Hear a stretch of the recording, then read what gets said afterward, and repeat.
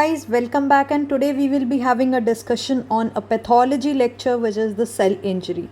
So previously we have studied that under a stress a cell adapts itself, and this adaptation can occur via atrophy. Trophy means growth, a means absence when there is absence of growth. Hypertrophy, hyper means increased or excess, trophy means growth when the cell mass increases.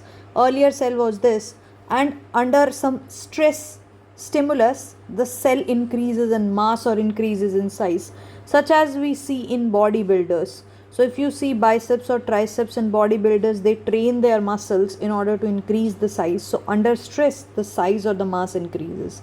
Then we have hyperplasia, where there is increase in the number of the cells. Hyper means excessive or increase, and plasia word means that increase in the number. Also, we have studied about metaplasia in the previous lecture, that is change in the type of the cells. And two most common example of epithelial metaplasia, we have studied that the squamous metaplasia in the smoker's lung and the Barrett's esophagus in a long-term patient of GERD. So all of these cellular events, all of these adaptation cellular events can undergo into a low grade dysplastic feature over a period of time. So over a long term or a period of time, if metaplasia or hyperplasia is there, it can progress into a low grade dysplastic feature, that is a precancerous lesion that has got a low risk for cancer. And with time it can develop into cancer as well. The cancer can be benign when it is non-malignant in early stages, and a high grade dysplasia, which is basically early cancer or a pre-malignant condition when the lesion is associated in the basement membrane. And it can develop into a malignant cancer when it invades into the other structures, that is when there is a malignancy associated with. If it is invading via the lymphatics, most commonly we see in case of carcinomas, that is the tumor of epithelial origin, or if it is spreading via blood or hematogenous spread, then we see most commonly in sarcoma, that are mostly connective tissue tumors. So these are the adaptations when the cell adapts itself to any stress. What if the cell cannot adapt itself? If there is injury to the cell? So that is our today's topic, which is the cell injury. We have two different kind of injuries. One is when the cell undergo mild transient injury. In that case, we see a reversible change in the cell.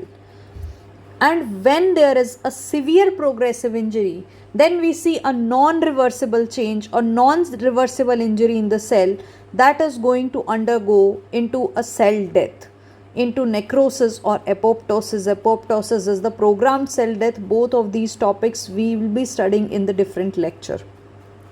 So under injurious stimulus, the cell undergo injury, and that is the most common cause of a cell injury is decrease in the oxygen. When the cell is not getting enough oxygen, that is in the next topic we'll be talking about hypoxia, when there is decreased in the oxygen in a cell.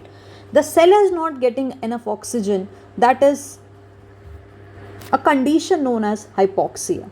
So if the cell is not getting enough oxygen, eventually the cell will die.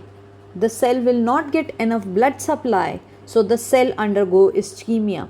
So hypoxia is the most common cause of a cell injury. You have to remember this, that the most common cause of a cell injury is hypoxia or decrease in the oxygen content. And because of this hypoxia, because the cell is not getting enough oxygen, the blood supply is also hampered. And the ischemia, that is again impaired blood supply, is one of the most common cause of a cell injury. When the cell is not getting enough oxygen, there can be respiratory failure or a cardiac failure. So loss of oxygen carrying capacity can be one of the reason of hypoxia. So if the person is having anemia, if the person is having carbon monoxide poisoning, all these things can cause a hypoxia. Again, it can be a hemolytic anemia.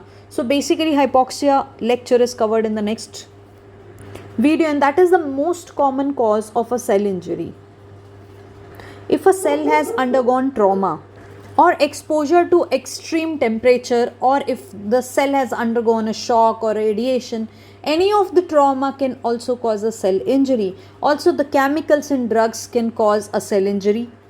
Any hypersensitivity reaction to a foreign antigen, or immune deficiency, or any nutritional imbalance such as malnutrition, or if a person is having in fact excessive intake, that also can cause cell injury. So all these are some causes of cell injury, but you have to remember this, that the hypoxia is the most common cause of the cell injury, and hypoxia is reduced blood supply to a particular cell. When the cell is not getting proper oxygen, what is going to happen is the thing we are going to cover in the today's lecture, which is what if when the cell undergo injury or the cell is injured, what happens, what are the phenomena which occurs inside a cell when it undergoes cell injury.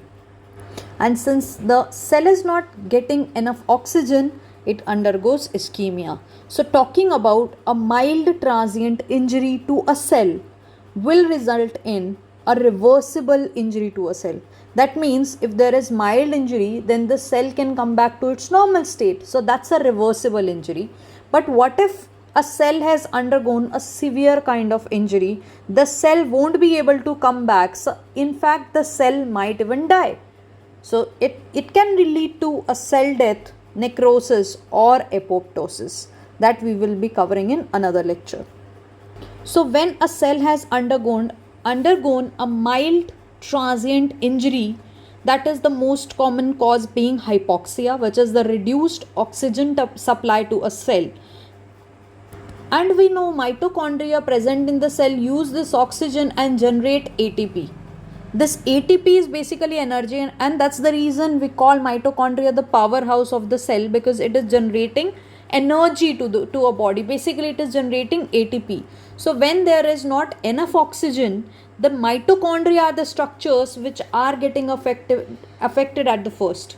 So mitochondria gets affected firstly and result in decrease in the energy. Since they are affected by decrease in the oxygen, they won't be able to generate that much of ATP, and most of the ATP is utilized in the body by sodium potassium pump.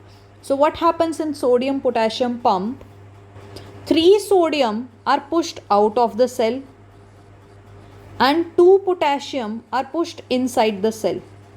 And therefore this sodium potassium pump, which we'll be covering in physio lecture series, maintains the integrity of a cell.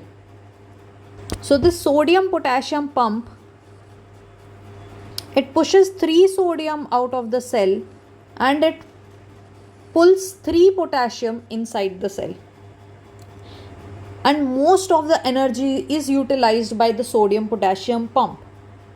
And since the mitochondria are getting affected because of the hypoxia, they are not generating enough oxygen and the sodium potassium pump get affected. So once the sodium potassium pumps get affected, there is more of the sodium inside because this pump is not acting. Since this pump is not acting, it is not letting this potassium inside or not letting the sodium go outside. Since the sodium is unable to go outside because this pump is not functioning, so more of the sodium start getting accumulated inside. And if more of the sodium start getting accumulated, we know that sodium loves water or water loves sodium. So water loves everything. Water loves sugar, water loves glucose, sodium.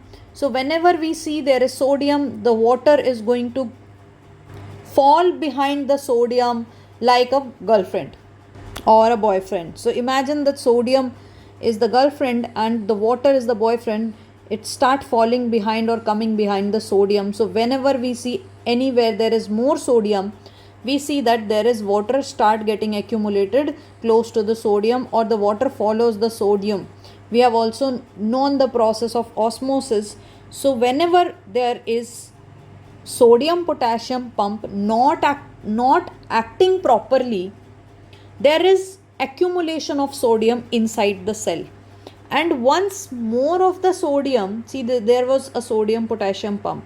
This sodium potassium pump in presence of ATP, as you can see over here, in the presence of ATP is pushing more sodium out. So it is pushing 3 sodium out and it is pulling 2 potassium inside the cell. And once this pump is not acting, more of the sodium start getting accumulated since it is not pushed out.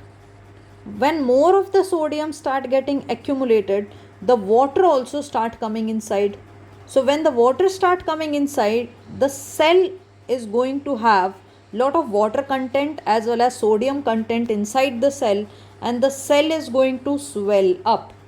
So hydropic change or cellular swelling is the first microscopic change or first microscopic feature observed in a reversible cell injury.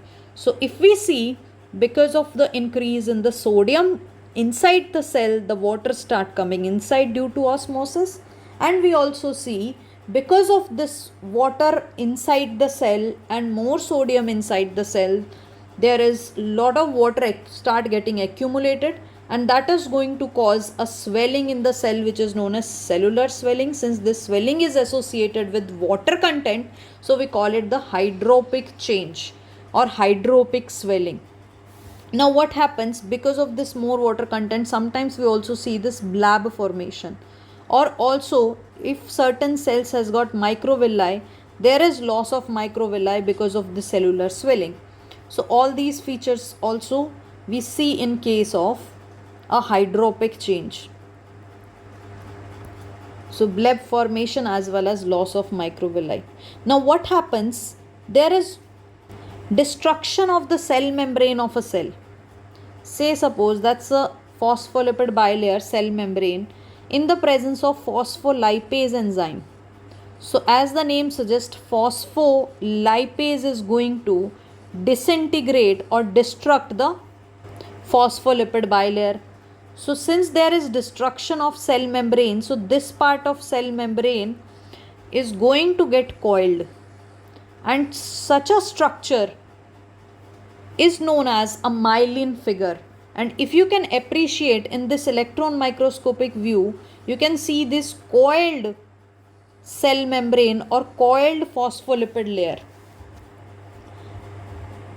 Due to the denaturation of phospholipid layer via the enzyme phospholipase, these small spiral fragments of cell membrane or any membrane of the organelle is because of this cell injury that is known as myelin figures.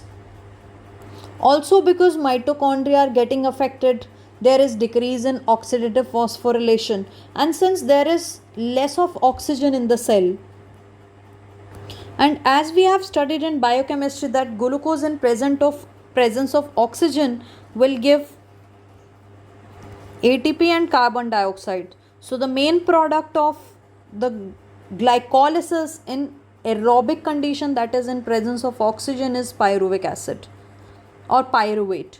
While on the other hand, in absence of oxygen or anaerobic condition, lactic acid is produced.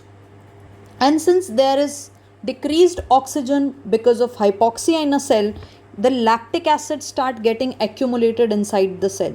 Lactic acid is kind of an acid, so it is going to decrease the pH of cell, will result in acidosis. And as a result of this acidosis, there is increase in the mitochondrial density. Now, since the ATP is also reduced because of the hypoxia or cell injury, the ATP dependent calcium channels won't work properly. So because of that, the calcium start accumulating inside a cell. The calcium start accumulating inside the mitochondria, and it will also decrease the ATP. And if we see nucleus, because of this hypoxic condition and anaerobic glycolysis, because of accumulation of lactic acid, there is acidosis in the cell, and this decreased pH will affect the nucleus as well. So there was earlier a homogeneous nucleus, say like this, a homogeneous nucleus, but due to acidosis, the patchy deposition of the chromatin material is what we see, and this particular condition is clumping of chromatin. So the chromatin materials start getting deposited in patches, and in the liver you will see the lipid deposition, and that will cause a fatty change in the liver or a fatty liver. So you can see in this microscopic view these air filled spaces. So these are the lipid droplets. Since the lipids get washed away while making a slide, so we see only air spaces for lipids. So these are the lipid droplets in a fatty liver, and that is because of a reversible cell injury. So the first microscopic feature of a reversible cell injury is hydropic change or a cellular swelling. Other than that, we have also seen increase in the calcium accumulation in mitochondria. Along with that, clumping of the chromatin material in the nucleus, and also because of this decrease in the oxygen, it will affect the mitochondria first. So that is why there is reduced ATP, and in the endoplasmic reticulum these ATPs are utilized for protein synthesis, and particularly in the rough endoplasmic reticulum, since there is decreased ATP, so primary structure of the protein synthesis will be decreased, ribosomes will start breaking, and the secondary or tertiary structure will also not be formed because of decreased ATP. The structures will not be formed properly, so all these proteins get misfolded, and we see the misfolded protein accumulation. So in the rough endoplasmic reticulum, because of the decreased ATP, there is decrease in the protein synthesis as well as misfolding of the protein accumulation. So this decreased ATP will result in lot of things. It will reduce the protein synthesis of a cell. This decreased ATP will also affect the sodium potassium pump. So that's the reversible change. Now if the cell is exposed to a severe progressive stimulus, that will result in irreversible damage to a cell, that will cause irreversible cell injury. And since we know hypoxia is the most common cause of a cell injury, so the hypoxia, because of decrease in the oxygen, there is decrease in the ATP, the sodium potassium pump won't work properly, calcium ATP dependent pump won't function properly, so there is more of calcium inside the cell, and because of this more calcium inside the cell, there is increase in the mitochondrial density, and this increased mitochondrial density will cause a cell death. Also, because of this increase in the calcium, there is activation of some enzymes. These enzymes are going to destroy everything. So these enzymes basically are the lysosomal enzymes. So we know these lysosomal enzymes are going to destroy the proteins present in the cell. So they are going to cause a cell death. Also, the phospholipase enzyme get activated because of this increase in the calcium, and this phospholipase enzyme will damage a cell membrane, and the enzymes start leaking out in the blood. So these enzymes can be used as biochemical markers such as CPK enzyme in myocardial infarction or troponin enzyme in MI. So all these enzymes, see guys, because see this is a cell. So what happens? There is breakage in the cell membrane because of the 5-phospholipase enzyme, and all these enzymes start leaking out of the cell, and they gets into the blood. And if you do a blood test, you will see the presence of these enzymes in the blood, and that can be used as a biochemical marker for these disease. Now also, because of increase in the calcium inside the cell, there is activation of nuclease enzyme, and as the name suggests, nuclease enzyme is going to destroy the nucleus. So this nuclease activation will destroy the nucleus, either fragment the nucleus in two pieces, or it will total break down the nucleus, or also it can shrink the nucleus. So if you see activation of nucleus enzyme, we can see three kinds of nucleus: a pycnotic nucleus or pycnosis, which is a dot shaped nucleus, and if you can see over here in this particular slide, only a dot shape of nucleus is present. The another kind of nucleus which can be seen due to activation of nucleus is karyohexis. The term karyo is used for nucleus. So karyohexis means fragment. So it's a Latin word meaning the fragment. So nucleus get fragmented into different pieces. So if you see, the nucleus is fragmented into different pieces. So that's a karyohexis. Also, because of the nucleus activation, we can see total breakdown of the nucleus, that is the karyolysis. And if you see in this particular slide, we have the fragments of the nucleus. So that is karyolysis. And all of these enzymes are activated because of increased in the calcium inside the cell. Also, because of hypoxia or cell injury, there can be mitochondrial dysfunction, which is because of decrease in the oxygen content. And the cytochrome C, which is a caspase, leaks into the cytoplasm and it will cause a programmed cell death, that is the apoptosis to a cell. So basically, any irreversible change will lead to a cell death. Either it is via the activation of enzymes, so activation of enzymes such as lysosomal enzyme or nuclease or phospholipase, all these enzymes are going to destroy. Along with that, there can be caspase which will cause a programmed cell death or apoptosis, that is because of the mitochondrial dysfunction. So the mitochondrial dysfunction will cause a caspase dependent programmed cell death, which is known as apoptosis, which we'll be discussing in the other lecture.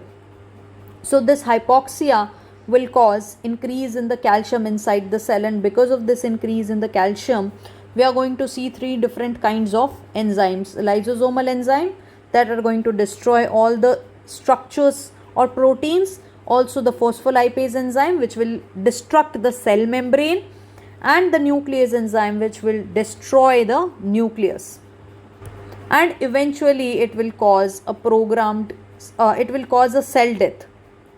So the reversible cell injury, there is hydropic change or cellular swelling. We also see myelin figure, blab formation, loss of microvilli, and also clumping of the chromatin material. In the liver, you can see fatty change, and in the rough endoplasmic reticulum, decrease in the protein synthesis as well as misfolded of the protein.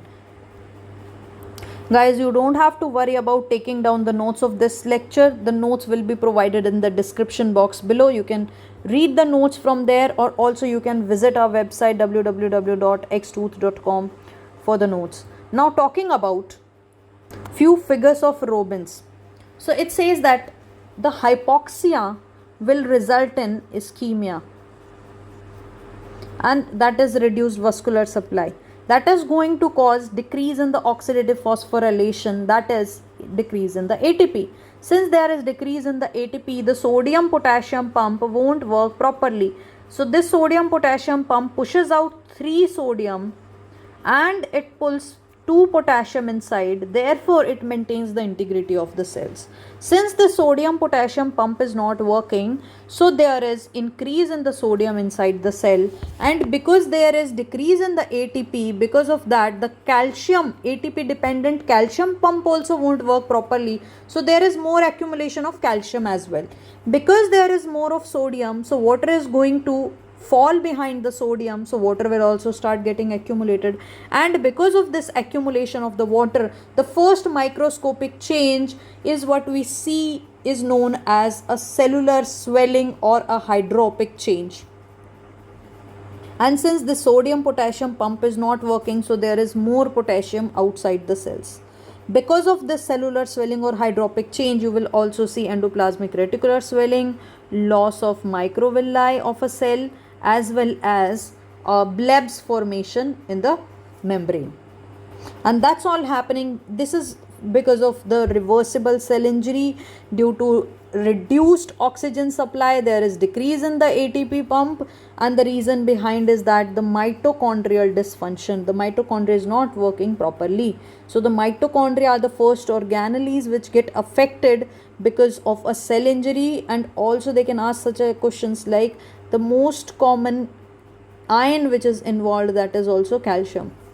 So talking about decrease in the ATP because of hypoxia due to a cell injury will also cause increase in anaerobic. That is, anaerobic is when there is lack of oxygen. So if there is presence of oxygen, then the breakdown product or end product of the glycolysis is the pyruvate. But since there is anaerobic glycolysis, in the lack of oxygen, lactic acid is the end product. So lactic acid start getting accumulated inside the cell, and since this is an acid, it will decrease the pH of the cell. And because of this acidosis, there is clumping of the nuclear chromatin is what we see in case of a nucleus of a cell with the reversible cell injury. So there is patchy deposition of the chromatin material inside the nucleus of a cell. And other effects like miscellaneous, you can also see detachment of ribosomes, and because the rough endoplasmic reticular is affected because of decrease in the ATP, there is decrease in the protein synthesis, as well as misfolded proteins start getting accumulated, and lipid deposition in the liver, which is known as a fatty liver. So these all are the sequelae of a reversible cell injury. So that's what we have studied in the reversible cell injury.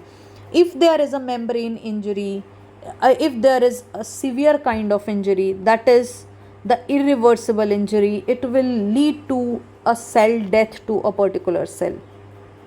So there is leakage of enzymes like LDH enzymes, so CK enzymes. All these enzymes can be used as biochemical marker for specific disease. There is increase in the calcium, and this increase in the calcium inside a cell will cause activation of lysosomal enzymes, phospholipase enzyme, and nuclease enzyme. So these lysosomal enzymes are going to cause the cell death. Nuclease enzyme are going to destroy the nucleus. If the nucleus is dot shaped, it is known as pycnotic nucleus. If there is nucleus fragmentation, then we call it karyohexis. When there is breakdown, total breakdown of the nucleus, then we call it karyolysis.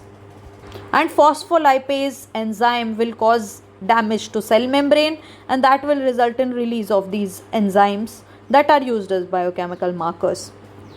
So this is a figure from the robbins. Now talking about the difference between reversible and irreversible cell injury, the first change or first microscopic change we see is the cellular swelling or the hydropic change. We also see clumping of the nuclear chromatin, loss of the villi, formation of blebs, and myelin figure, which is coiled up of fragmented cell membrane. Also endoplasmic reticular swelling and lysosomal detachment. Along with that, in reversible cell injury, you will see decreased in the protein synthesis. If we talk about irreversible cell injury, there is plasma membrane damage. Swelling and disruption of lysosomes will cause lysosomal enzymes activation, and these enzymes are activated because of increase in the calcium, and it will cause a cell death to a particular cell. Also, we see increase in the mitochondrial density, which will cause a cell death to a particular cell. Also, increase in the mitochondrial dysfunction. The caspase enzyme will cause a programmed cell death or apoptosis to a cell.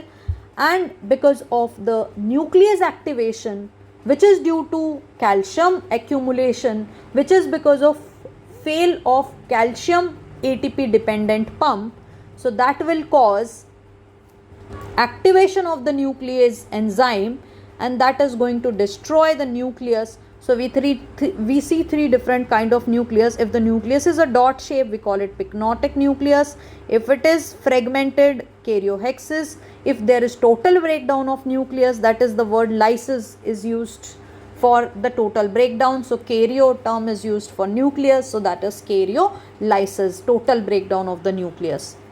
And on a gel electrophoresis, you are going to see a normal cell as a single band. So if you can appreciate a single band of a cell on a gel electrophoresis, and you can also appreciate in a cell necrosis, because of the fragmentation of the nucleus, you will see a smear pattern, and in the apoptosis you will see these step ladder patterns because of the activation of endonuclease and protease. So because of the fragmentation and because of these endonuclease, we see step ladder pattern in apoptosis, a smear pattern on gel electrophoresis in the necrosis, and a single band in a normal cell on the gel electrophoresis. So that's about the cell injury. You can check out the link for notes of this particular video. Also, you can check out our website www.xtooth.com for more interesting notes. Hope you have enjoyed the video. Till then, keep reading, keep learning, stay motivated. I'll see you soon.